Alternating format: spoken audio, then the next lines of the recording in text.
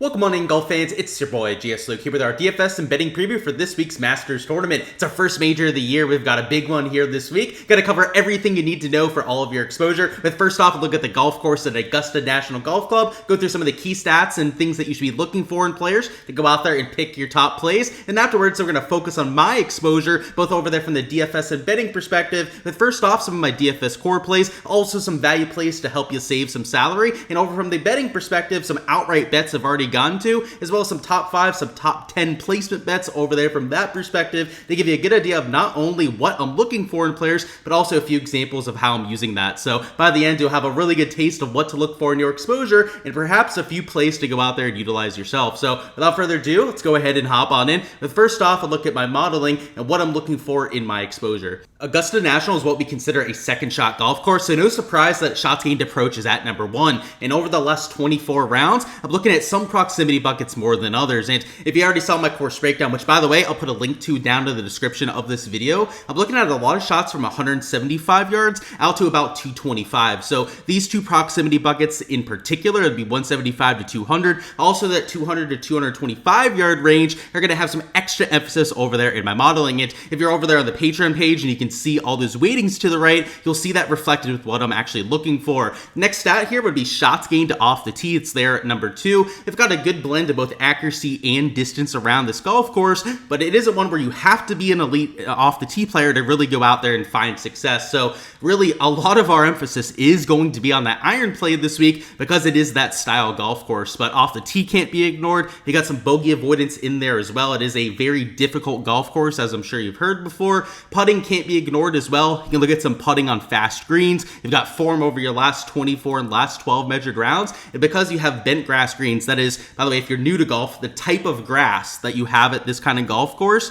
you can take a look at some of those historical numbers as well. And if you're wondering why the type of grass matters, it's because it plays differently than other strains of grass. And it might be a little bit over your head if it's your first week watching golf, but you can trust me that looking at bent grass numbers could be an extra little boost this week. And around the green, it's a tricky course, so that combined with the bogey avoidance would help us try and find players that can avoid a lot of those mistakes. Par 5 scoring, you do have 4 par 5s in play, reachable by some of your longer players. And with comp courses, I've got 3 that really come to mind. They've got Memorial Park, so the home of the Houston Open a few weeks back. We talked about how that one was going to play similar to what we get here in Augusta. You also have the Kapalua Plantation course. That's the home of the Tournament of Champions. That's another track with a lot of elevation changes and real tricky greens like what we get for this week. And then, of course, the TPC Sawgrass Stadium course, which has real difficult greens, real difficult around the green shots as well, which kind of simulate what you get here at Augusta. So you put it all together, you get the kind of player that we're looking for, which is a long iron specialist. Off the tee, I mean, that's an extra little boost that you could give to players,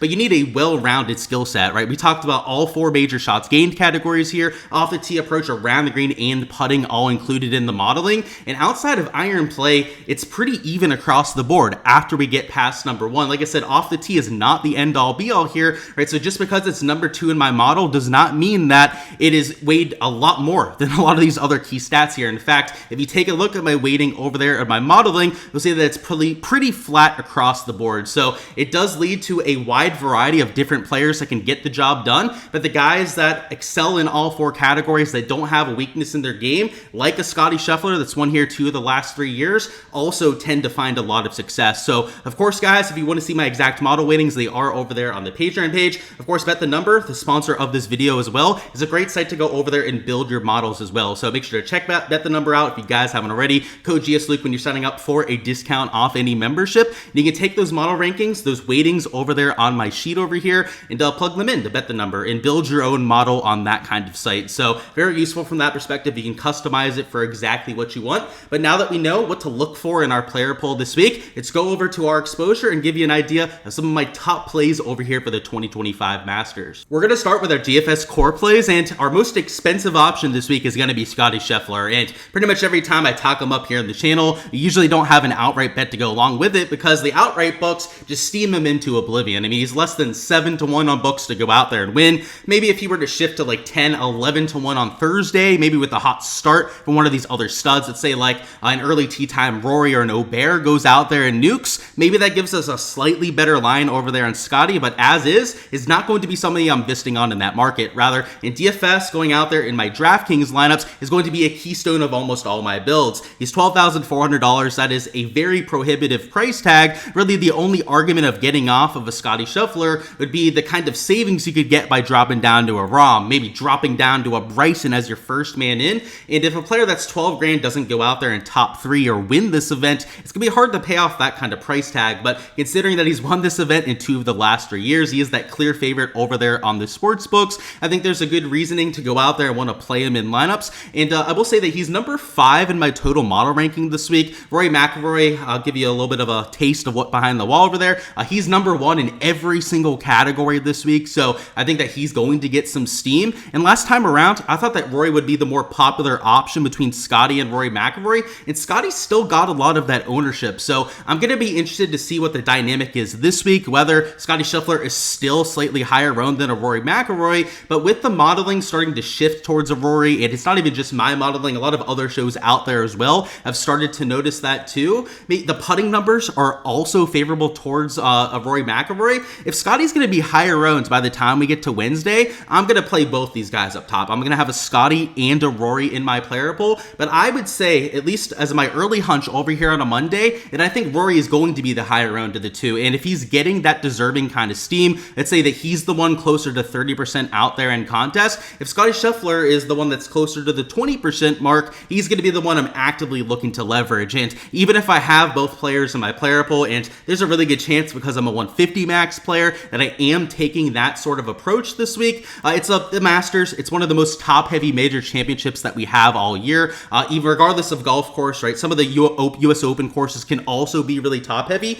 Masters, though, because of the course history component around here, because experience is such a weapon around Augusta National, that's why these top-tier guys like a Scotty, a Rory, that have had some pretty decent finishes around this golf course are even more of a priority than usual. So Scotty Scheffler going to make a ton of lineups for me this week. I guess the question is how many, because if Rory's going to be significantly chalkier this week, there's a good chance that Scotty Scheffler is in over 60% of my lineups. And as I said, maybe even close to 75-80% of my lineups this week. Now, that would require me to have 0% of Rory McIlroy out there in lineups. But even at the worst case scenario, I'm looking at least like 35 to 40% Scotty Scheffler. He'll be, again, a player I'm looking to get at least that 1.5x leverage on, and perhaps even more so if we can get a better ownership number. Next up, we got our second core play, and this will be our first outright bet of the week, and that's going to be Justin Thomas at 22.5 to 1. So in DraftKings, he's $9,600, and he's had an okay history around Augusta. I would actually expect it to be a little bit better than what we've gotten.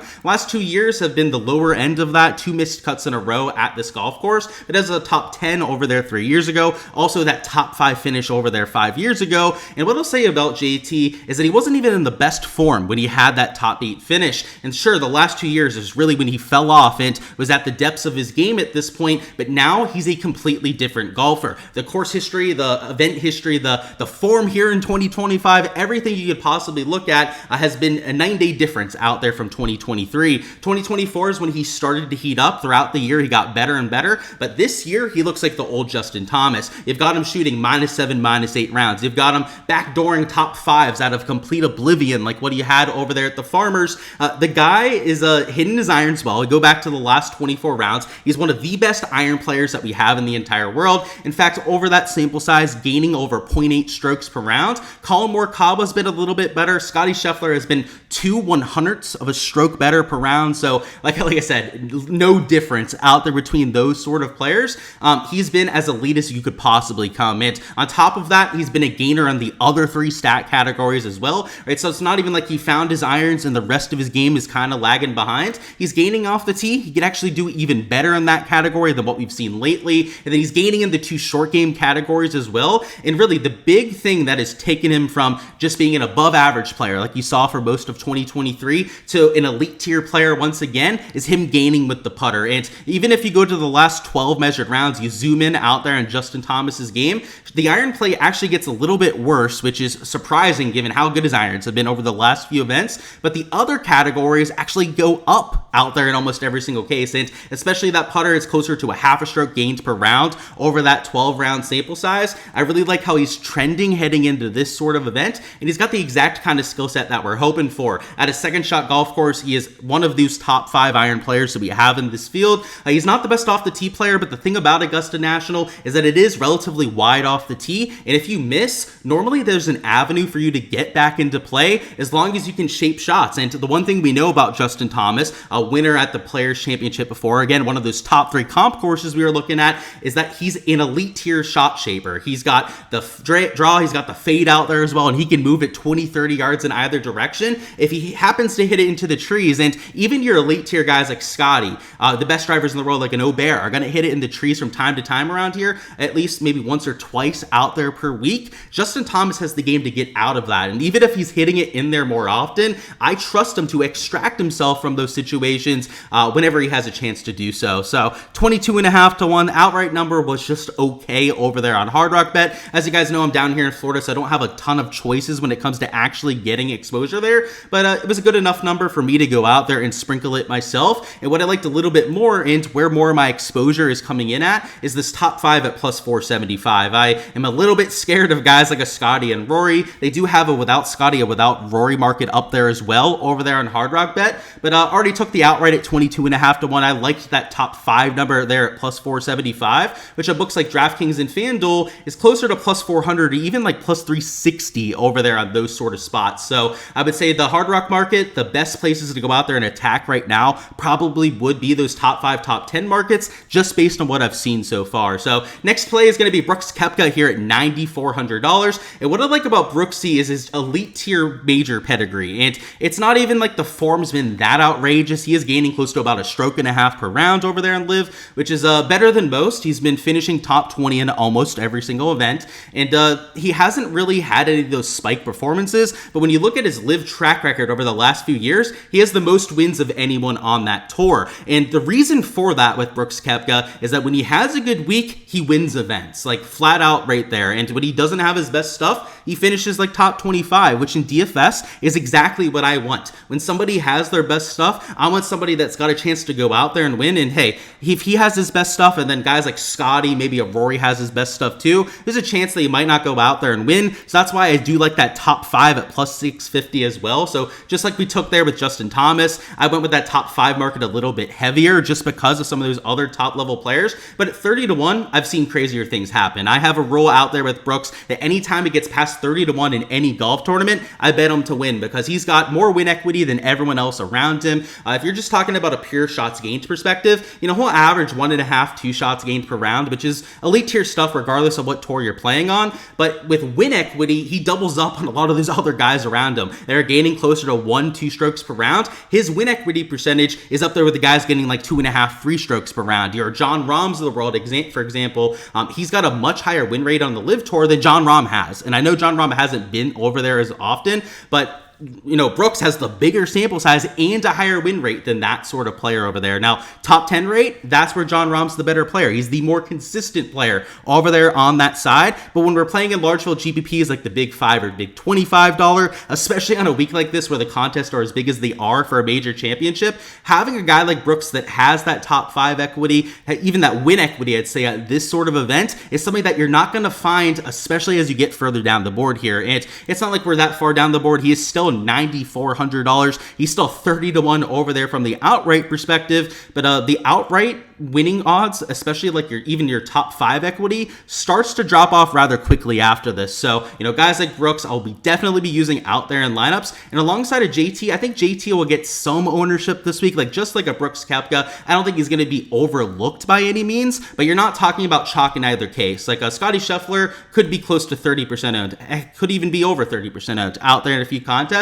Guys like JT and Brooks, you're likely looking at sub 16% ownership out there in either case. Now, it's a Monday. We'll have projected ownership updating throughout the week to get a much better idea of where these players are going to be coming in. But as of my early lean here early, At least maybe it's wishful thinking. I don't think they're going to be that popular. And if so, they're going to be some of my favorite plays over there this week. Before we talk about our last core play, also 4 value plays down there towards the bottom that I added to the betting card as well. Make sure to check out my Patreon page if you guys want to download these sheets. On there, I've got all my projections, all my modeling, every piece of exposure that I'm getting to for these events, not just out here for the Masters, the major championships, but every single week out there on tour. And there can be a lot of players out there in any given field, some of them up to 156 players. On those weeks, I have every single player covered. And that's not even just projections, my exposure, all of that kind of stuff, but recent form metrics, event history, shots gained metrics over the last 24 and last 12 measured rounds, and those model weightings that I was talking about before to give you an exact idea of how I'm handicapping an event,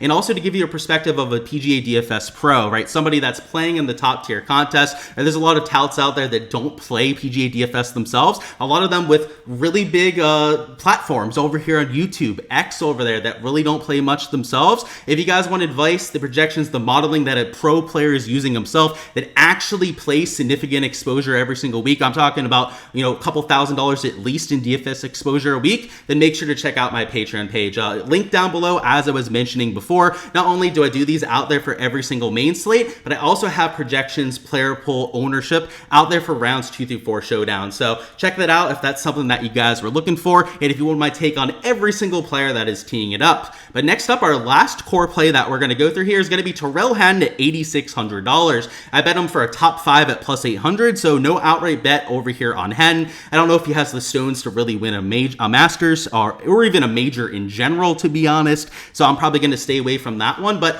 I also boosted his top 10 odds up there to just a little bit more than like 4.1 to 1 over there, so a little bit of a weird odds. Plus 412.5 would be the exact odds that I got, but a player that in general has been really good on the LIV Tour, and his last 3-4 starts, he's finished in like the 20 to 25 range almost every single time, which on the LIV Tour, especially for a player of his caliber, is slightly disappointing, right? That's about average in all those given events. But before that, Tyrrell Hatton was a top 10 machine almost every single week. In fact, when Tyrrell Hatton and Jon Rahm were on their top 10 run, they were pretty much doing it every single event, sometimes even getting into contention and top 5ing. His Legion 13 team was like winning or close to winning every single team event out there on LIV. You had him combined with Caleb Surratt. I forget the other guy that they have on their team as well. It's Tom McKibben, another young DP World Tour guy that's a really good player. Hatton, though, was arguably the best player on that team, and if it wasn't Hatton, it was obviously Jon Rahm that was carrying that sort of load. So over the last year, he has 3 wins, 2 on the DP World Tour, 1 over there on the LIV Tour, and also 13 top 10 finishes. So you're talking about a player that was extremely consistent for the last season. In fact, he had a top 10 at this very event at Augusta last year, so he's also got some course history to work on as well. Solid bent grass putting, and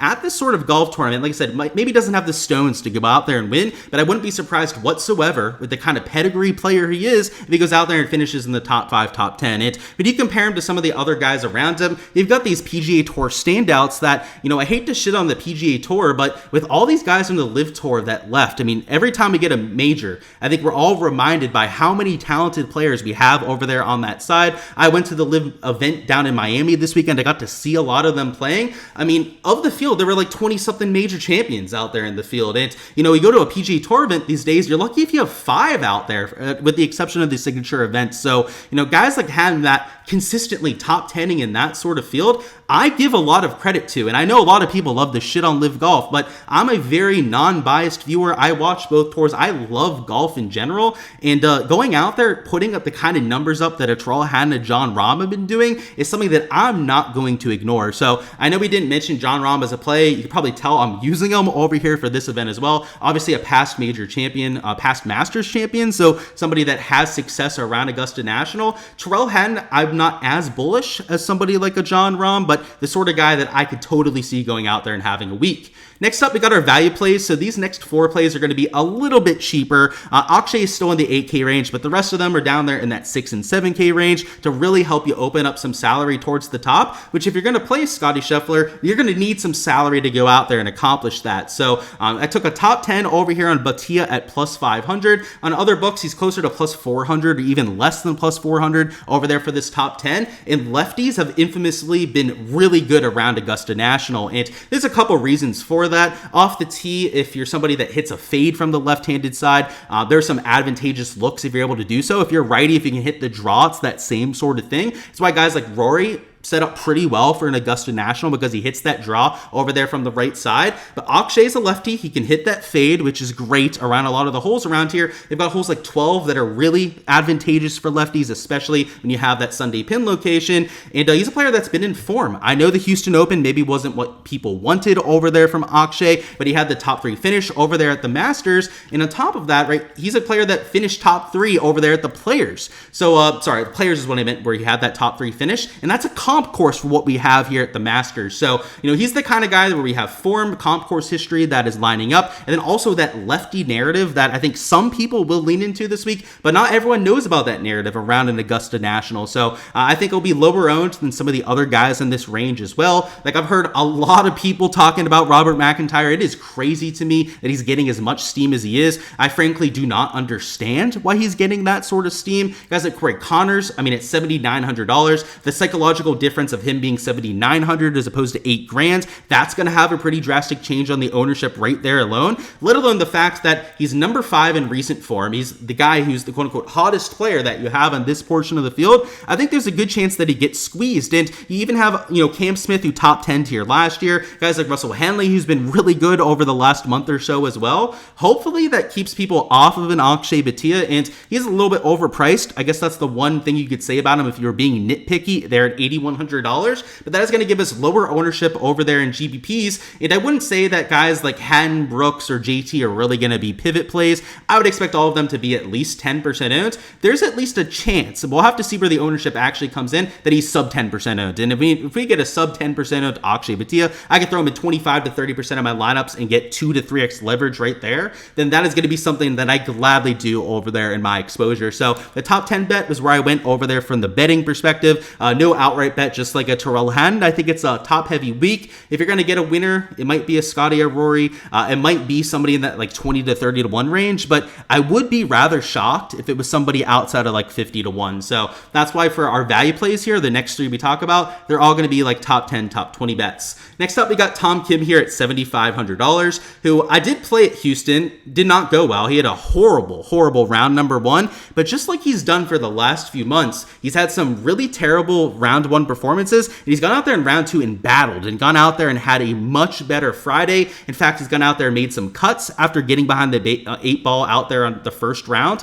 He's the kind of guy that the iron stats have been great for. Last 12 rounds, last 24 measured rounds, whatever you want to look at out there for Tom Kim, he's getting 0.6 strokes per round over his last 24. You zoom into the last 12 measured rounds and he still holds up. In fact, he's even better over that sample size. And as we said with the key stats section, if there's one thing that actually matters around here, because you have to have an all-around game, but the one thing that you have to have, non-negotiable, around Augusta National Golf Club is really solid iron play. And when you zoom in on the 175 to 225 range, right, those 2 buckets, like I was mentioning before, guess what happens with Tom Kim? He's top 10 out there in both of those categories. So he's got really good iron play going. And, if you want to comp him to a Sepp Straka, who, by the way, is going to be very popular this week, I would imagine that he's going to be maybe the most clicked name over here in that 7K range. They've got almost the same approach stats, right? A little bit better over there for Sepp, right? He's 1. I guess that's the main reasoning for that. Off the tee, 0.2 stroke difference between the two, right? Not a massive difference out there with the ball striking. In the putter, though, that's when the big differences come in, right? That's what's led to a little bit over a stroke difference between their shots gained per round, has been this short game, which historically Tom Kim has been really good on fast greens. He's been good on sloped greens like what you had at Sedgefield, right? He won at the Wyndham Championship. And the greens at Wyndham are about as tough as what you get for the PGA Tour. And nothing is truly going to compare for what we have for the Masters, but if anything does, it's events like the US Open, PGA Championship, when they're rolling those greens at 14, 15 on the stint meter, and Tom Kim has had a lot of success in his major championship career, and it hasn't been a long one, right? Still a young, relatively new player out there to the PGA Tour, but even on these greens, if you just take a look at bent grass as a whole, he's about 0.75 strokes better per round on bent grass than what you've seen over here over his recent sample size. So, by the way, the reason why that's important to look at is I mentioned before that you have types of grass grass over here on the PGA Tour, and some players like certain grasses more than others. And you can see over here with Tom Kim that he has liked it for his career. He's been a better than average player over here on these bent grass greens. So with his struggles lately, maybe this is the cure to those issues, where he can go out there, start to make more putts on this comfortable surface. And if the ball striking holds up, it's been solid, even with some missed cuts lately, could be a top 10, a top 20 over there for DFS, which top 20 probably wouldn't be enough over there for our lineups. But if you get into the top 10 here in that 7K range, that's starting to get close to an optimal play, especially if that salary it's saving you is helping you spend up for a stud like Scotty Scheffler, who potentially goes out there and wins the thing. So I like the second shot golf course aspect when it comes to a Tom Kim, and also the value for the top 10 at plus 700, which was closer to plus 600 or even lower than that odds over there at other books. Next up, we got Sergio Garcia, who, if you're looking to get different in this 7K range, he is not going to be the player to do it with. And I can tell you right now, even early here on a Monday, that he is going to be real chalky this week. But what we usually get with the Masters, and what you'll notice if you've been playing it for quite some time, is that a lot of chalk tends to get there. And there's a couple reasons for that. First reason is the pricing comes out early. Sometimes guys that are in form like Sergio, that played well over there at Live Golf Miami, don't get priced up to account for that. And it hasn't even just been the Live Miami events. He's been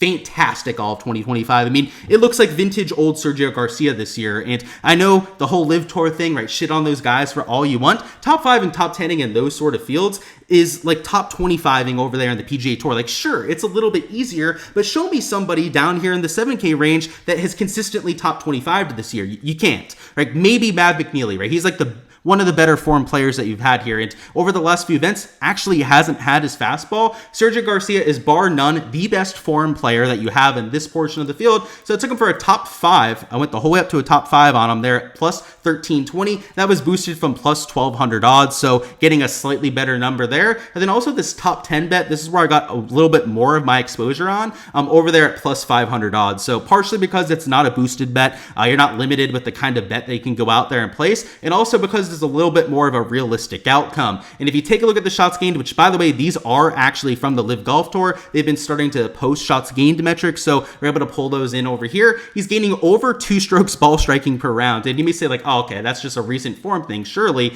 Nope, gaining over 1.7 strokes gained ball striking per round. So the guy has been striping it here to start this year. He obviously has really good course history around an Augusta National as well. Just everything you can ask for in a play. But unfortunately, you're not going to be the only one who knows that. Right? Like if you just look at the recent results on Live, you're going to be completely mind blown by how well he's been playing. And I'd have to imagine that he's going to be at least 10% owned over there in GPPs this week. But as long as you have another piece in your lineup to differentiate yourself, right, get some leverage out there into your lineups, it is far from the end of the world. And as I like to say over there in a lot of the content that I do, it's not who you play, it's how you play them out there in your lineups, right? You have a whole 6 players to work with for a reason. And just because you have a Scotty who might be 30% owned, maybe even a Sergio down here that's 10, 15% owned, even in single entries, he might be close to 15, 20% owned out there in some cases.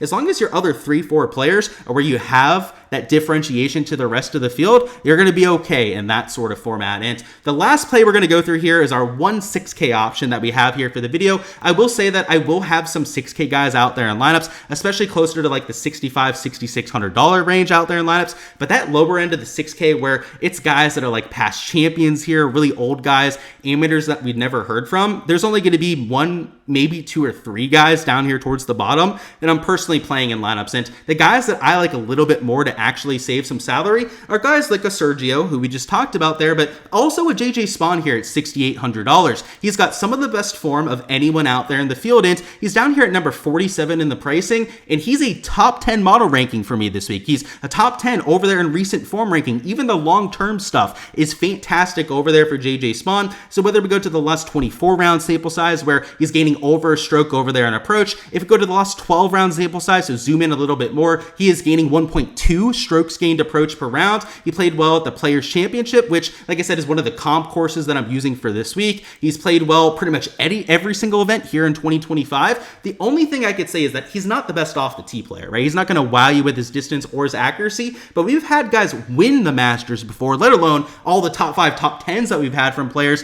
that are much worse off the tee. Like a Kevin Na comes to mine. Like, he's had a little bit of success around here, and he doesn't really fit this style of golf course. JJ Spawn's a better off the tee player than those sort of guys, and the iron form, like I said, second shot golf course. That's the main thing you want to focus on from the stat perspective. He's like by far the best player here. Like Sergio's getting 1.5 strokes per round. It's on live. It's a little bit easier to gain strokes over there. I'll admit that, right? The strokes gained going to come by a little bit easier when you're comparing yourselves to Anthony Kim as one of the 50 players that you're playing against. But JJ Spawn at 1.2 strokes per round, some of these are in signature events, like the Players Championship, where you're getting those sort of stats.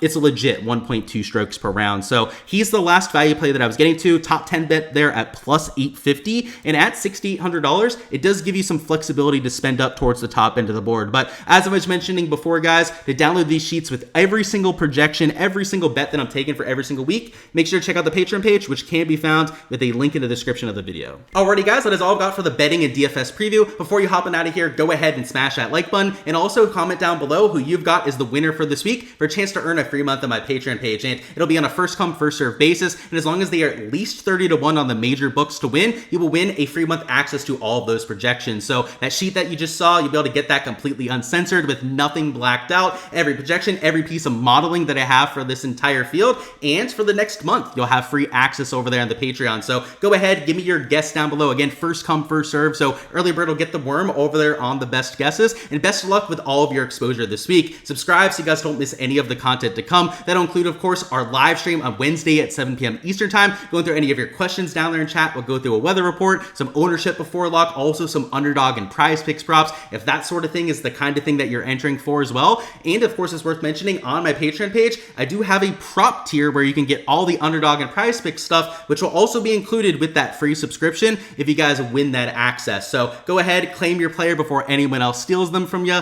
Best of luck out there in the GPPs. I hope to see you guys out there towards the top of some of those contests, and I'll see you guys over there for the Wednesday live stream again at 7 p.m. Eastern time.